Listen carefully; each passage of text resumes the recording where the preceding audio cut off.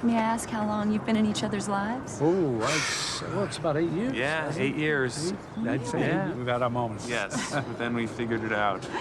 You seem like a wonderful couple. No. Music cut. Back to one. It's weird to do a project they've been with over a decade. We never thought of it as a trilogy. We hoped to just survive the first one and have that one work.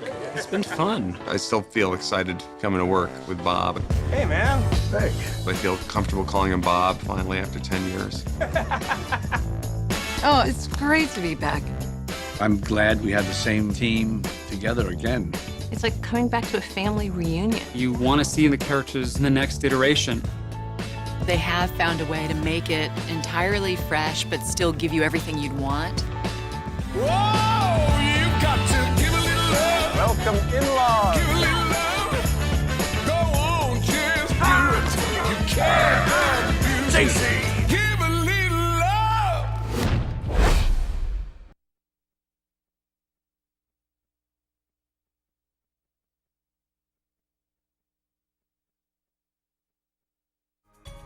The little Fockers, those sweet dear things. It's been a joy working with those kids.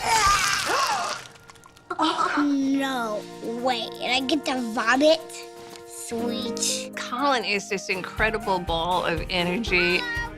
In between takes, Colin will go, "Can I go play now? Can I go play now?" And we always say, "No. No, you have to act now." I'm sure that's going to be great for him 20 years down the line. My name is Daisy Tahan, and I play Samantha in the movie. Daisy is a consummate professional. I always wanted to meet Ben Stiller, and now I finally got to. I always love working with kids because they do throw a kind of wild card into the scenes. They're unpredictable, but that's the great thing about them. These are two really good actors who genuinely enjoy being kids. And I got to go on the bouncy castles on break sometimes, and that was fun.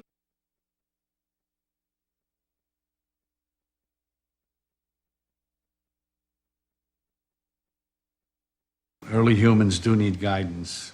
Is that your role, Jack, to guide them? Yes, I would say Jack is sort of an honorary shepherd, kind of the shepherd emeritus, if you will. The challenge is always how to set up a news story that puts Jack and Greg at odds. We've added more intense comedic opportunities, bigger stakes, more stress, certainly. At the beginning, Jack and Greg have gotten to a good place in their relationship. Jack, if you would do the honors. You're the turkey carver now, Greg. Thank you.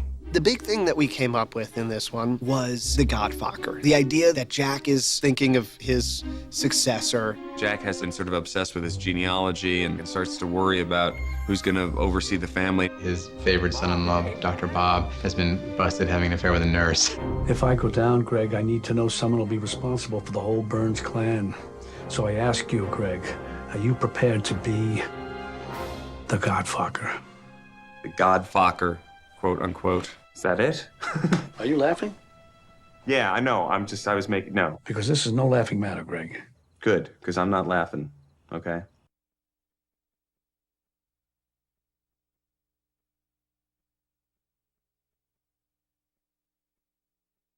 Everything does come to a head in terms of all these subtle tensions between characters, Jack and Greg and Kevin. So this is where you rough it when you're not at the homeless shelter? Kind of split time between the two, maybe 60-40 here. I love the relationship with Kevin and Greg in the first movie. The idea of the ex-boyfriend who's sort of the perfect guy and seems to have it all together.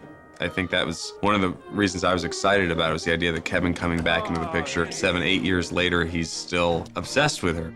In fact, it's worse than ever. Kevin, is that a tattoo on your back? And this one, it's just completely out in the open. Is that Pam? I literally have a tattoo of her on my back. This is actually a very flattering portrait of you, Pancake. Working with Owen is always fun for me. I know we've done a lot of movies together. Owen and Ben have been in so many films together. They just get each other's comedy so quickly. Doctor. No, he's not a doctor. Well, not in the Western sense of the word. Not in any sense of the word. There was a funny moment on set where Owen said to me, "What do you think it is about me and Ben that we're so good on screen together and that we, get along so well?" And I was like, "I don't know. Maybe there's something about you being sort of diametric opposites." And he was like, "I don't think so." He was like, "We're both left-handed."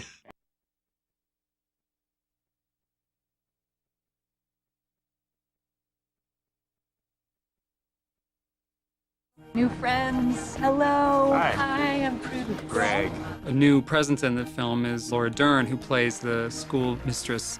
Laura Dern is an incredible actress, and she's playing the head of the school who has a real sense of herself. She's sort of hilariously judgmental. Jay. Greg. Change that name tag.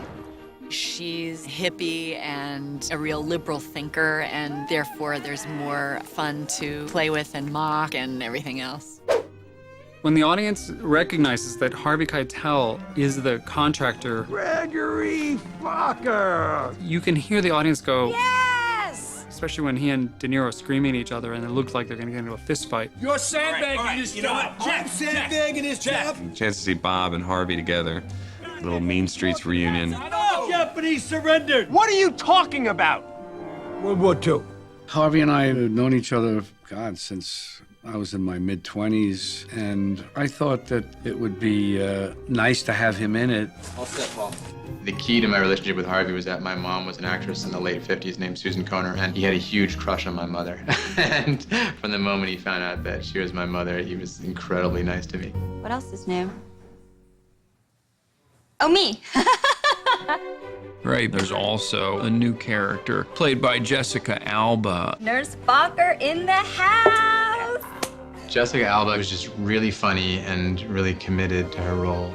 Pharmaceutical sales reps, a lot of them are ex-cheerleaders. Olay! She takes that to the next level completely. She turned it into this Knuckles kind of character, and it was just, it was lovely to see. She ends up just being a really funny character. This has been such a fulfilling experience and so much fun. Oh, come on, one more drink. You're the best. I'm just gonna run to the ladies.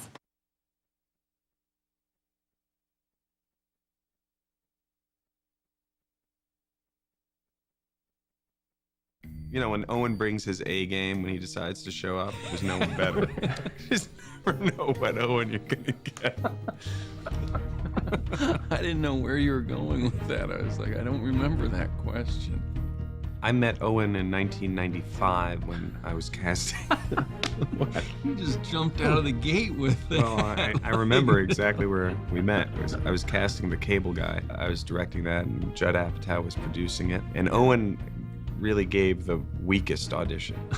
I'm not lying. No, I felt like I did do pretty well on that. I'm not just saying that because I remember kind of going in, I was kind of nervous. You know, I hadn't been on any real auditions, and it felt like you guys were really laughing. But then I realized, like, with auditions, no one ever tells you, like, that it's, like, less than great what you're doing. But I was...